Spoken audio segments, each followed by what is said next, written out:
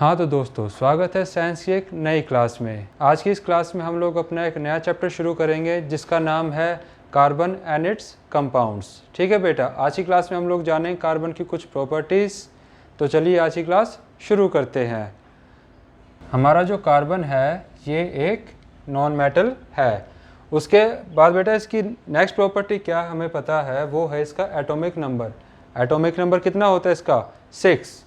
तो बेटा अगर हमें एटॉमिक नंबर किसी भी मेटल या नॉन मेटल का पता होता है तो हम उसकी इलेक्ट्रॉनिक कन्फिगरेशन लिख सकते हैं। तो इसकी इलेक्ट्रॉनिक कन्फिगरेशन क्या होगी बेटा? इसकी इलेक्ट्रॉनिक कन्फिगरेशन हो जाएगी 2 और 4। जो 2 आया, 2 है आपका बेटा के शेल में और 4 है एल शेल में।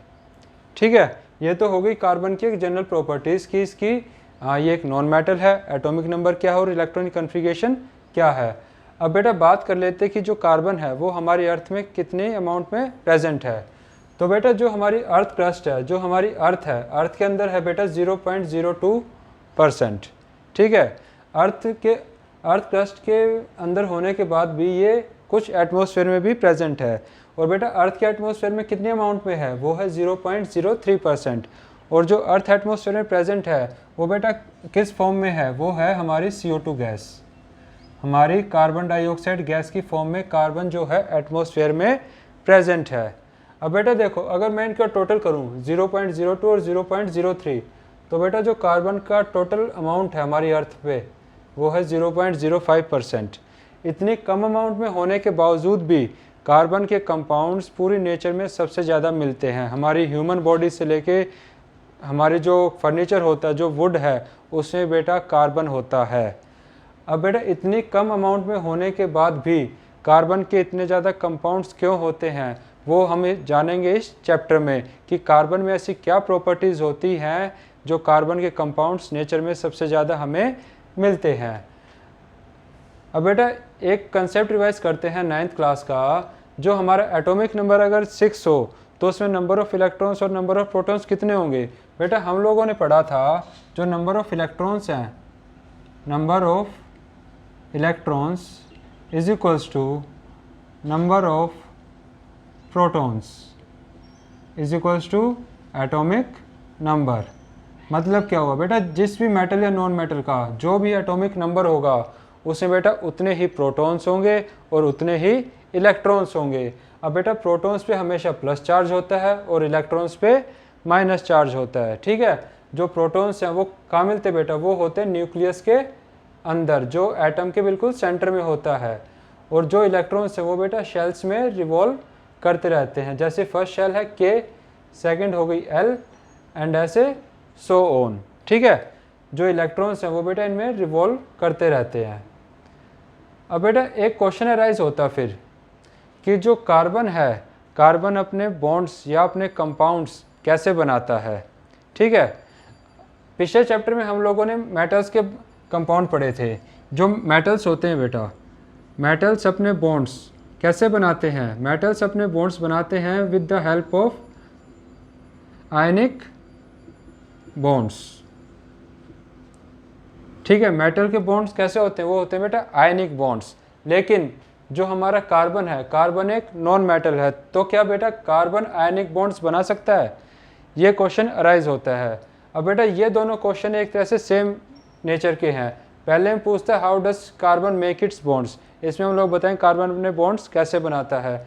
और बेटा इसी के सेकंड क्वेश्चन एक राइज हो सकता है, जो कार्बन है वो आयनिक बॉन्ड्स क्यों नहीं बना सकता। तो बेटा अब हम इस क्वेश्चन का आंसर जानते हैं, जो कार्बन है वो किस तरह बॉन्ड बनाता है और वो आयनिक बॉन्ड्स क्यों नहीं बना सकता। आयनिक बॉन्ड के बारे में हम लोग अपने प्रीवियस चैप्टर में पढ़ चुके हैं। ठीक है, अब बेटा देखो, अगर कार्बन आयनिक बॉन्ड्स बनाएगा तो ये जो कार्बन एटम है ये स्टेबल कैसे हो सकता है? जब इसकी वैलेंस शेल में नंबर ऑफ इलेक्ट्रॉन्स कितने हो जाएं? 8। अगर यहाँ 4 की जगह पे अगर ये 8 हो जाए तो बेटा ये स्टेबल हो जाएगा, ये एक नोबल गैस कन्फिगरेशन अटेन कर लेगा। तो बेटा यहाँ पे 8 ये कैसे हो सकता है? अब इसको समझते हैं एक बार। बेटा अगर पहला केस लें, अगर ये किसी से 4 इलेक्ट्रॉन ले ले, मतलब किसी भी मेटल या नॉन मेटल से 4 इलेक्ट्रॉन्स ले लेता है, तो बेटा ये क्या बना लेगा? ये बनाएगा C4 माइनस अनायन। ये 4 इलेक्ट्रॉन्स एक्स्ट्रा शो करते हैं हम लोग इस तरह से माइनस चार्ज तभी आए जब इलेक्ट्रॉन्स हम एक्स्ट्रा ले रहे हैं। तो बेटा पहला केस हम देखते हैं, अगर ये कार्बन, ये जो कार्बन है इसके पास 4 तो थे अपने, लेकिन इसने 4 किसी और से ले लिए, मतलब इसकी जो वैलेंस शेल है वो कंप्लीट हो गई, टोटल इलेक्ट्रॉन सेट हो गई, ये स्टेबल हो सकता है। लेकिन बेटा ऐसा ये पॉसिबल नहीं हो सकता। क्यों नहीं हो सकता वो देखते हैं अब। But it would be difficult for the nucleus with 6 protons to hold on to 10 electrons, that is 4 extra electrons। अब बेटा समझो इसको, जो मान लिया ये कार्बन का एटम है, इसमें कितने प्रोटॉन्स हैं? 6 हैं, और इसमें इलेक्ट्रॉन्स बेटा अब कितने आ गए? 2 तो यहाँ थे ही, और 4 इसमें थे, 1 2 3 और 4, लेकिन इसने 4 इलेक्ट्रॉन्स एक्स्ट्रा ले लिए। अब बेटा प्लस चार्ज तो है 6 का, लेकिन माइनस कितने का हो गया? 10। तो बेटा 6 प्रोटॉन्स जो हैं ये 4 एक्स्ट्रा इलेक्ट्रॉन्स, या आप कह सकते हैं कि 10 इलेक्ट्रॉन्स को संभाल नहीं पाते। तो बेटा ये सिचुएशन पॉसिबल नहीं हो पाएगी कि ये किसी से 4 इलेक्ट्रॉन ले ले, इसी वजह से ये वाला केस तो हो गया फेल। अब बेटा एक सेकंड केस बनता है कि अपने 4 इलेक्ट्रॉन किसी को दे दे। अगर बेटा 4 इलेक्ट्रॉन किसी को दे देगा तो बेटा सिर्फ इसके पास एक शेल बचेगी, वो होगी के शेल। अब बेटा के शेल की बात करें तो मैक्सिमम नंबर ऑफ इलेक्ट्रॉन्स 2 हो सकते हैं, मैक्सिमम 2 होंगे तो बेटा ये एक वैलेंस शेल में नोबल गैस कन्फिगरेशन आ जाएगी। अगर एक ही शेल है और उसमें 2 हैं तो बेटा वो नोबल गैस कन्फिगरेशन को अटेन कर लेगा, वो स्टेबल हो जाएगा। तो बेटा सेकंड केस देखते हैं। It would lose 4 electrons forming C4+ cation. अगर ये 4 इलेक्ट्रॉन दे देगा, भाई प्रोटॉन तो उतने ही है ना, प्रोटॉन तो 6 के 6 हैं, तो बेटा इसके ऊपर कितना चार्ज एक्स्ट्रा आ जाएगा? C4+ का 4 प्रोटॉन्स ज़्यादा हो जाएंगे क्योंकि इलेक्ट्रॉन्स बचेंगे 2। अब बेटा ये केस ही पॉसिबल नहीं है। क्यों नहीं है? क्योंकि हमें पता है जो पॉजिटिव और नेगेटिव जो चार्ज है उसके बीच में स्ट्रॉन्ग फोर्स ऑफ अट्रैक्शन होता है, और बेटा इस स्ट्रॉन्ग फोर्स ऑफ अट्रैक्शन को तोड़ने के लिए काफ़ी ज़्यादा अमाउंट में हमें एनर्जी चाहिए होती है। तो बेटा जो हमारा कार्बन एटम है इसके पास इतनी एनर्जी नहीं होती कि ये प्रोटॉन्स इलेक्ट्रॉन्स के स्ट्रॉन्ग फोर्स ऑफ अट्रैक्शन को तोड़ पाए, but it would require a large amount of energy to remove 4 electrons, इसलिए ये केस भी पॉसिबल नहीं है।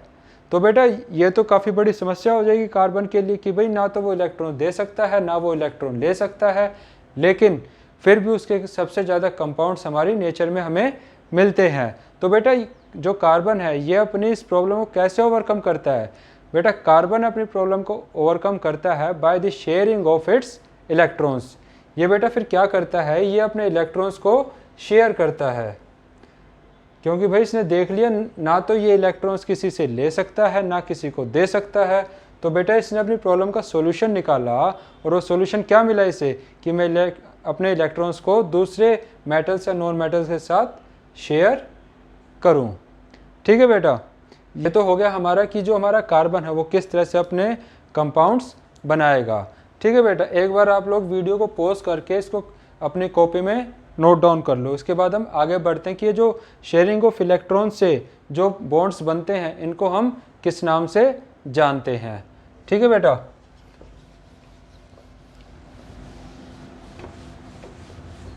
अब बेटा जो शेयरिंग ऑफ इलेक्ट्रॉन से जो बॉन्ड्स बनते हैं उनको हम लोग जानते हैं कोवैलेंट बॉन्ड्स। उनको जाना जाता है बेटा कोवैलेंट बॉन्ड्स के नाम से। इसकी डेफिनेशन लिख लेते हैं कि कोवैलेंट बॉन्ड्स क्या होते हैं। बेटा covalent bonds are the bonds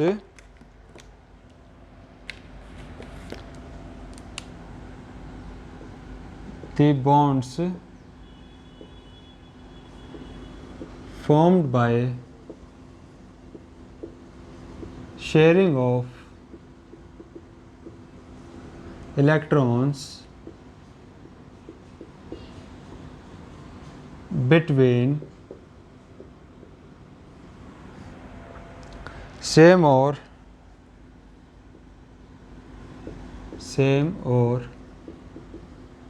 different atoms are known as covalent bonds. ठीक है बेटा, अब हम कुछ एग्जांपल देखते हैं जिनमें ये कोवैलेंट बॉन्ड्स बनते हैं। एक तो अभी हमने पढ़ा है कार्बन। बेटा सिर्फ कार्बन ही नहीं है जिसमें बॉन्ड्स बने by the share of electrons. उसके अलावा बेटा जो ऑक्सीजन है हमारी, ऑक्सीजन में भी, हाइड्रोजन में भी, नाइट्रोजन में भी और क्लोरीन, इनके अलावा बेटा और भी काफ़ी सारे मेटल्स एंड नॉन मेटल्स हैं जिनके बीच में कैसे बनते हैं, by the sharing of electrons, जो अपने बॉन्ड्स कोवैलेंट बॉन्ड्स बनाते हैं। ठीक है, अब हम एक एक करके पढ़ते हैं कि ये जो बॉन्ड्स हैं इनकी फॉर्मेशन कैसे होती है। अब बेटा अगर सबसे पहले हम बात करेंगे हाइड्रोजन की, कि जो हाइड्रोजन है, हाइड्रोजन में हमारे बॉन्ड्स किस तरह से बनेंगे। ठीक है, अब बेटा पहला केस देखते हैं हाइड्रोजन गैस। हाइड्रोजन, इसका एटॉमिक नंबर कितना होता है बेटा? इसका एटॉमिक नंबर होता है हमारा 1। ठीक है, अब इसकी इलेक्ट्रॉनिक कॉन्फ़िगरेशन भी क्या होगी? 1। अगर मैं इलेक्ट्रॉनिक कॉन्फ़िगरेशन को EC से लिखूं तो बेटा ये क्या होगी? 1। अब एक चीज़ देखो, मान लिया ये हाइड्रोजन एटम है, इसका एक इलेक्ट्रॉन मैं ऐसे शो कर सकता हूँ। अब बेटा हाइड्रोजन बनता कैसे है? H2 होता है ना हाइड्रोजन तो। अब इसको समझो, एक H तो हमने ले लिया, लेकिन इसकी जो शेल है इसमें कितने इलेक्ट्रॉन्स हैं? सिर्फ एक। तो इसको नोबल गैस कॉन्फ़िगरेशन अटेन करने के लिए बेटा अपनी शेल में कितने इलेक्ट्रॉन्स चाहिए? मिनिमम 2। तो बेटा ये क्या करता है, ये दूसरे हाइड्रोजन के साथ, एक हाइड्रोजन और आया, ये इसके साथ अपने इलेक्ट्रॉन को शेयर करता है। ये इसको कहता है कि भाई तुम मेरा इलेक्ट्रॉन रख ले अपने पास और मैं तेरा रख लेता हूँ, हम दोनों आपस में शेयरिंग कर लेते हैं, जिसकी वजह से क्या होगा, मैं भी स्टेबल हो जाऊँगा और तू भी स्टेबल हो जाएगा। तो बेटा ये ऐसे शेयरिंग करते हैं अपने इलेक्ट्रॉन्स की। अब देखो इस वाली हाइड्रोजन के कितने हो गए? 2 हो गए। ऐसे ही इस वाली हाइड्रोजन के भी 2 बन गए हैं। और बेटा जो कोवैलेंट बॉन्ड्स को रिप्रेजेंट करने का तरीका है वो है ये H बॉन्ड H। ठीक है, अब बेटा यहाँ पे एक single pair of electron share हो रहा है, तो बेटा हम इसको बोलते हैं सिंगल बॉन्ड।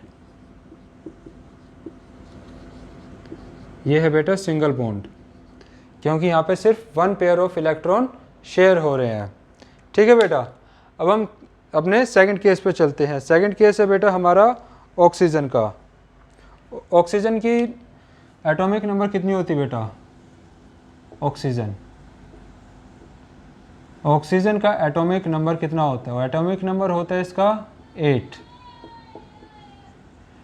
इलेक्ट्रॉनिक कॉन्फ़िगरेशन क्या होगी बेटा? Electronic configuration 2 and 6। ठीक है, अब अगर ऑक्सीजन को नोबल गैस कॉन्फ़िगरेशन अटेन करना है तो बेटा अपनी इस शेल में से कितने इलेक्ट्रॉन चाहिएंगे? 8। ऑक्सीजन का सिंबल बेटा O2। O2 होती है ना ऑक्सीजन। अब इसमें देखते हैं बेटा ये किस तरह से बनाएगा। ये ऑक्सीजन एटम हो गया, वैलेंस शेल में कितने हैं? 6। 1 2 3 4 5 और 6।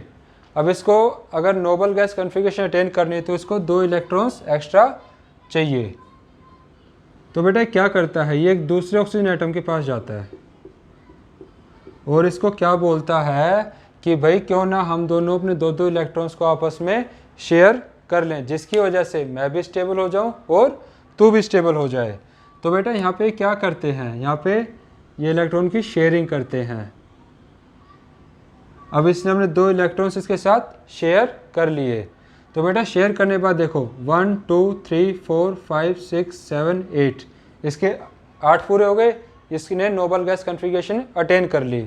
और बेटा ये वाला ऑक्सीजन भी क्या करेगा, ये वाला ऑक्सीजन भी इसके 2 इलेक्ट्रॉन्स को अपने साथ शेयर में ले लेगा। ये दोनों पार्टनरशिप कर लेते हैं आपस में शेयर में। अब बेटा इनको रिप्रेजेंट करने का तरीका, अब यहाँ पे कितने पेयर ऑफ इलेक्ट्रॉन शेयर हो रहे हैं? 2 पेयर ऑफ इलेक्ट्रॉन्स। ओ एक पेयर के लिए बेटा सिंगल डैश, दूसरे के लिए डबल। अब बेटा इन बॉन्ड्स को क्या बोलेंगे, ये बॉन्ड होते हैं बेटा डबल बॉन्ड, हैं ये कोवेलेंट बॉन्ड से, लेकिन कोवेलेंट बॉन्ड से बेटा टाइप होते हैं, एक सिंगल बॉन्ड, डबल बॉन्ड और ट्रिपल बॉन्ड। ये हो गया बेटा आपका डबल बॉन्ड। डबल बॉन्ड क्यों है, क्योंकि यहाँ पे 2 पेयर ऑफ इलेक्ट्रॉन शेयर हो रहे हैं। ठीक है बेटा, अब हम बात कर लेते हैं नाइट्रोजन की। नाइट्रोजन का एटॉमिक नंबर कितना होता है बेटा, नाइट्रोजन का एटॉमिक नंबर होता है बेटा 7। इसको आप एक बार अपनी कॉपी में बना लो ताकि आप लोगों को समझ में आ जाए। अब बेटा बात करते हैं नाइट्रोजन की।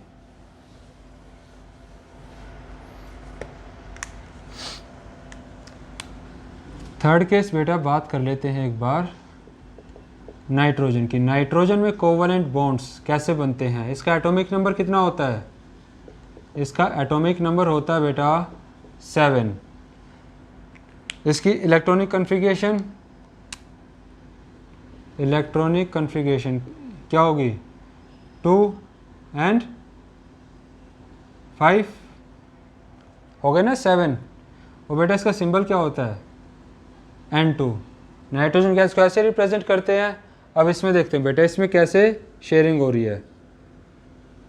इसको पहले ये देखते हैं इसको कितने इलेक्ट्रॉन्स चाहिए to attain noble gas configuration. इसको कितने चाहिए बेटा, 3 इलेक्ट्रॉन्स, मतलब ये 3 इलेक्ट्रॉन को शेयर करेगा, तो हम 3 इस तरफ लिख लेते हैं और अपने बचे हुए 2 इस तरफ। ठीक है, इसी तरह से बेटा जो दूसरा नाइट्रोजन होगा उसके भी 3 यहाँ लिख लेते हैं और 2 यहाँ पे। बेटा इसमें भी सेम केस हो रहा है, ये भी दूसरे नाइट्रोजन के पास जाता है, कहते हैं कि अपने 3-3 इलेक्ट्रॉन शेयर कर लेते हैं ताकि तू भी स्टेबल हो जाए और मैं भी स्टेबल हो जाऊं। तो बेटा यहाँ पे शेयरिंग कैसे हो रही है, यहाँ हो रही 3 इलेक्ट्रॉन की शेयरिंग। अब देखो 5 ये थे, 6, 7, 8, ये नाइट्रोजन स्टेबल हो गया है। इसी तरह से बेटा ये वाला नाइट्रोजन भी इसके 3 इलेक्ट्रॉन के साथ शेयरिंग बना लेगा। ठीक है बेटा, अब इसको हम रिप्रेजेंट कैसे करते हैं, रिप्रेजेंट करने का तरीका होता है बेटा 1, 2, 3। बेटा यहाँ पे हमने 3 लाइनें क्यों लगाई, एक line single pair of electrons के लिए है, सिंगल पेयर ये हो गया बेटा, डबल पेयर ये हो गया और ट्रिपल पेयर ये हो गया। तो बेटा इस बॉन्ड को हम लोग बोलते हैं ट्रिपल बॉन्ड,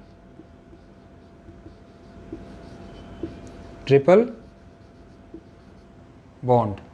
ठीक है बेटा, उम्मीद है आप लोगों को सिंगल बॉन्ड, डबल बॉन्ड और ट्रिपल बॉन्ड समझ में आ गया होगा, आप इनको कैसे डिफ्रेंशिएट कर सकते हो और इन लाइनों का क्या मतलब होता है। अगर यहाँ पे सिंगल लाइन होती तो सिंगल पेयर ऑफ इलेक्ट्रॉन की शेयरिंग हुई है, डबल लाइन है तो डबल पेयर ऑफ इलेक्ट्रॉन की शेयरिंग हुई है, और अगर 3 लाइनें हैं तो ट्रिपल पेयर ऑफ इलेक्ट्रॉन की शेयरिंग हुई है। अब बेटा आप लोगों के लिए एक छोटा सा काम है, घर के लिए आप लोगों को एक खुद बना के देखना है Cl2 का। Cl2 में बेटा किस तरह से कोवेलेंट बॉन्ड्स बनते हैं वो आप लोग घर से बनाकर देखोगे। Cl2 ये होता है बेटा क्लोरीन। ठीक है, इसका एक बार आप ऐसा स्ट्रक्चर बना के देखना कि इसमें किस तरह से जो कोवेलेंट बॉन्ड है किस तरह से बनते हैं। अब बेटा हम एक एग्जांपल देखते हैं CH4 का। CH4 का कॉमन नेम क्या है बेटा, मीथेन। मीथेन के नाम से जानते हैं, नेचुरल गैस जो हमारे घरों में भी यूज़ होती है। अब बेटा इसके अंदर भी कोवेलेंट बॉन्ड्स होते हैं, वो किस तरह से होते हैं ये समझते हैं एक बार, क्योंकि हमारे जो पेपर के पॉइंट ऑफ व्यू से भी जो कंपाउंड्स हैं बेटा, जो कार्बन के कंपाउंड्स हैं, इनमें किस तरह से कोवेलेंट बॉन्ड्स बनते हैं ये समझना ज़्यादा ज़रूरी है। तो बेटा जो कार्बन है, कार्बन का एटॉमिक नंबर 6, इसकी इलेक्ट्रॉनिक कन्फिगरेशन 2 और 4। हाइड्रोजन में बेटा एटॉमिक नंबर 1 और इलेक्ट्रॉनिक कन्फिगरेशन, बेटा ये EC में इलेक्ट्रॉनिक कन्फिगरेशन के लिए लिख रहा हूँ, और ये भी EC है आपका 1। ठीक है, अब इसमें देखते हैं बेटा इसमें किस तरह से होता है ये।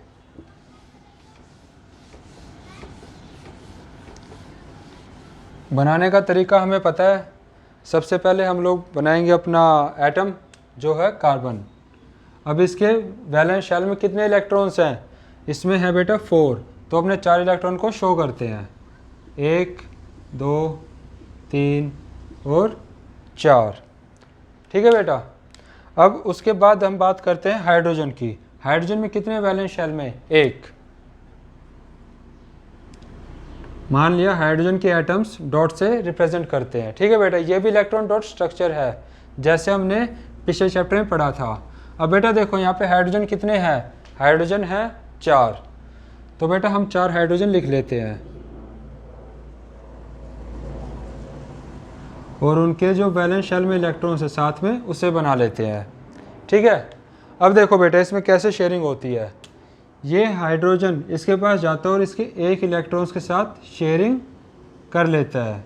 अब भाई ये हाइड्रोजन तो हो गया स्टेबल, और बेटा हाइड्रोजन कहता है कार्बन को कि तू मेरा भी एक इलेक्ट्रॉन ले ले, लेकिन कार्बन को कितने चाहिए ऐसे? 4। तो बेटा ये क्या करता है, ये बाकी 3 हाइड्रोजन के साथ भी ऐसे ही पेयरिंग बना लेता है। अब पहले एक बार हाइड्रोजन को कंप्लीट कर लेते हैं। देखो ये चारों इलेक्ट्रॉन्स के जितने भी चारों हाइड्रोजन हैं सबकी वैलेंस शेल में कितने इलेक्ट्रॉन्स हो गए? 2। कैसे हो गए? क्योंकि इन्हें कार्बन के इलेक्ट्रॉन के साथ शेयरिंग कर ली है। लेकिन बेटा जो कार्बन है अब ये कैसे स्टेबल होगा? ये स्टेबल होगा बेटा इन चारों के इलेक्ट्रॉन्स के साथ शेयरिंग करके।